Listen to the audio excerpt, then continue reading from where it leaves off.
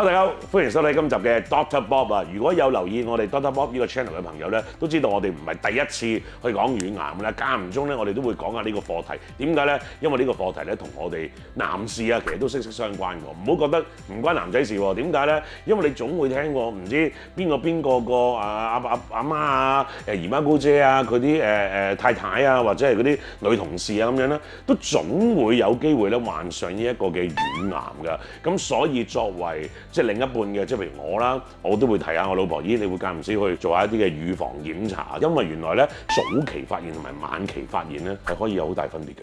全新醫療健康資訊頻道 Dr. Bob，Doctor 梗係唔係講緊我啦，每一集都會有我阿 Bob 去邀請唔同嘅醫生朋友，去同大家分享下呢個健康啦、醫療啦嘅資訊俾大家㗎。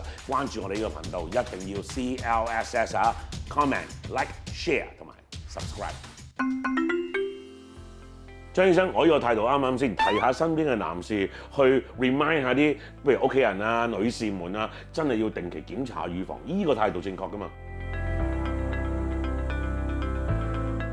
當然係正確啦，比較後生啲嘅男士咧，實際上咧，響同佢哋太太親密嗰陣時咧，當然要摸下嘅乳房，因為我哋曾經發覺有陣時，喂，點解以前尤其是以前咧，啲好後期嘅乳癌，咁啊肯定個老公冇摸到冇睇到，老公嘅呢方面啊責無旁貸。即係如果自己檢查多啲，就提下，咦，有啲唔妥喎咁樣 check 下好喎。另外咧，而家 breast self examination 乳房自我檢測咧，實證應該好普及化至啱。呢啲又唔使有輻射，亦都係自己做得到，人人做得做，你年紀大都 no excuse 嘅啲嘢啊嘛。其實乳癌而家喺香港個情況係有幾普遍咧？即係數字上面有冇咩上升嘅趨勢咧？自從1994年咧，乳癌咧已經成為咧女性嘅排行榜嘅癌症裏邊第一位㗎啦。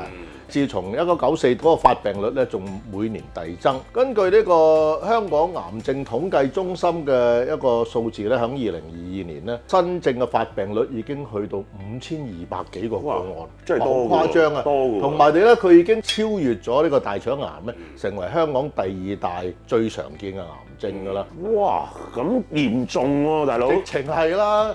呢個係 epidemic 嚟㗎，直情係嚇出現呢一個嘅即係內臟轉移嘅情況，係咪屬於晚期嘅朋友咧？咁啊當然啦，即係嗰個腫瘤已經離開咗個原發位乳房，亦都可能已經離開咗個局部嘅淋巴。咁啊越去得遠咧，個嚴重性越大。咁當然咧，我哋睇嚴重性唔係淨係睇嗰啲內臟器官有幾多個受感染嘅，或者擴散嘅。我哋要睇埋個功能有冇受損。有啲人去咗肺根本冇咳冇氣喘乜都冇嘅，咁即係純粹係做掃描嗰陣時睇到。咁佢嘅嚴重性同樣係肺轉移咧，就冇另外一個又有肺轉移，又氣咳到或者氣喘到或者血氧都差埋。我聽講咧，如果去到晚期嘅話咧，醫生可能建議話做化療啊咁樣。其實除咗化療之外，仲有冇第二啲嘅選擇？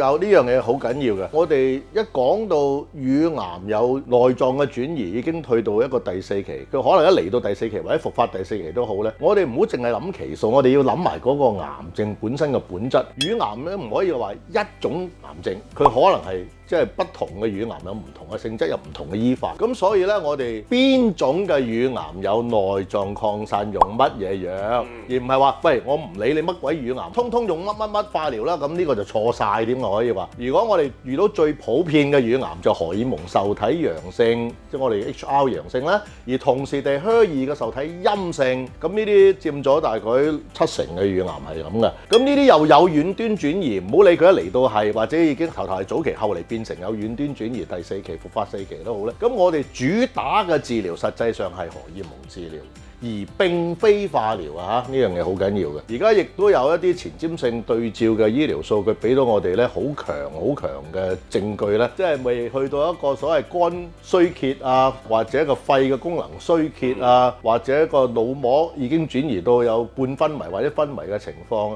冇呢啲叫做內臟嘅 tsunami 嘅情況出現底下咧，呢啲嘅個案如果又係 ER 陽性，即係 HR 陽性，而同時HER2陰性咧，我哋還是可以利用荷爾蒙嘅治療，再加一啲標靶藥物，尤其是啲 CDK4/6抑壓劑嘅標靶藥物咧，去令到個治療更有效益，而避免咗唔用化療。咁反過嚟，如果係HER2陽性，咁實情佢主打嘅治療就抗HER2嘅治療啦。咁呢啲咁嘅情況底下，個化療咧係負，嗰個標靶藥物係正。冇錯啦，個主打係嗰度，所以我哋唔好一諗就諗到化療，呢個已經係錯誤同埋舊嘅觀念嚟嘅。有得揀嘅啫。冇錯，絕對有得揀。張醫生頭先你講到嗰個 CD 咩啊 CDK 食用抑制劑，可唔可以講多少少係咩嚟嘅咧？講明咧，呢個係個標靶藥物。咁呢個標靶藥咧，只適用於咧響一啲荷爾蒙陽性，而同時虛擬陰性嘅個案，唔好理佢早期定晚期啊！咁我哋而家講緊當然係晚期，有遠端擴散、有內臟轉移嘅個案。嗱，而家咧已經有好多嘅醫療數據咧，已經證明咧，而家我哋講咧3隻嘅 CDK4/6抑壓劑咧，起碼咧其中有2隻咧，佢有整體存活期嘅增加，中位數存活嘅時間嘅增加，1年2年，甚至無5年嘅存活率嘅增加。咁當然唔淨止長命嘅，佢長命得嚟咧有個病情嘅緩解。2024年5月份咧，喺 Journal of Clinical Oncology 咧嗰度咧已經發表咗一篇有震撼性、有影響性嘅一個文章咧，俾到我哋最高級別嘅醫療數據咧，證明咧將啲 CDK4/6嘅抑壓劑再加埋落去一啲標準嘅荷爾蒙治療嚟醫一啲擴散咗佢有內臟轉移嘅個案，佢係比較用化療咧更為有效嘅。佢第一咧個存活期咧中位數係有所增加啦，嗰個整體嗰個舒緩率咧或者個腫瘤可以縮細嘅機會咧係明顯地增加咗嘅。咁所以咧兩方面睇咧，佢都優勝過用化療。第一次用藥叫做第一戰線用藥咧，響呢啲沒有一個內臟功能突然間好似喪失嘅個案情況底下咧，只不過有內臟轉移咧，我哋首選就應該係 CDK4/6抑壓劑配合荷爾蒙治療，響一啲荷爾蒙陽性、虛擬陰性嘅個案。頭先咧你講緊呢一個嘅CDK4/6啦，咁係咪唔同年紀嘅朋友都適合用咧？冇錯㗎，係㗎。但係咧，當然響一啲絕經前，即係收經前嘅婦女咧，我哋要做多啲嘢，即係除咗我哋用CDK4/6抑壓劑之外咧，我哋要考慮咧將佢嘅體內嘅女性荷爾蒙減到最低。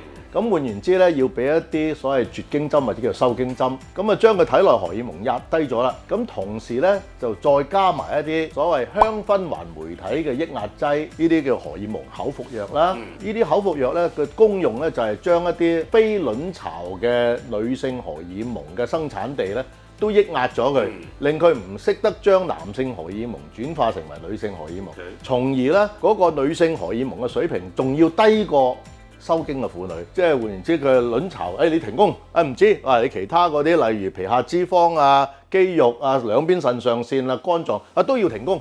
所有生產女性雌兒同激素嘅啲來源地都停晒工，咁你何來有雌兒同激素咧？響到最低嘅女性荷爾蒙嘅情況底下，再加埋一個 CDK4/6抑壓劑咧，佢就得到一個非常好嘅療效啦。有好多嘅數據啦，不同嘅前瞻性對照嘅數據固然有啦，亦都有一啲回顧性，我哋叫 real world data 啦。響呢啲咁嘅混合性、結合性嘅治療底下咧，佢嗰個整體嘅存活期咧，我哋去到50幾個，差唔多60個月。比起傳統淨係用荷爾蒙治療，冇呢個 CDK4/6抑壓劑對付呢啲擴散瘤，去得到48個月咧，多咗成差唔多14個月。所以 CDK4/6抑壓劑響一啲後期轉移性嘅 HR 陽性而虛擬陰性嘅婦女咧，就非常之有效。經過將個腫瘤縮細，經過將個腫瘤即係抑壓，因為腫瘤嘅存在而有嘅腫瘤症狀咧，就得以緩解。緩解咗咪即係有生活質素咯，舒服翻啲咯。係啦，咁生活質素有先就值得長命。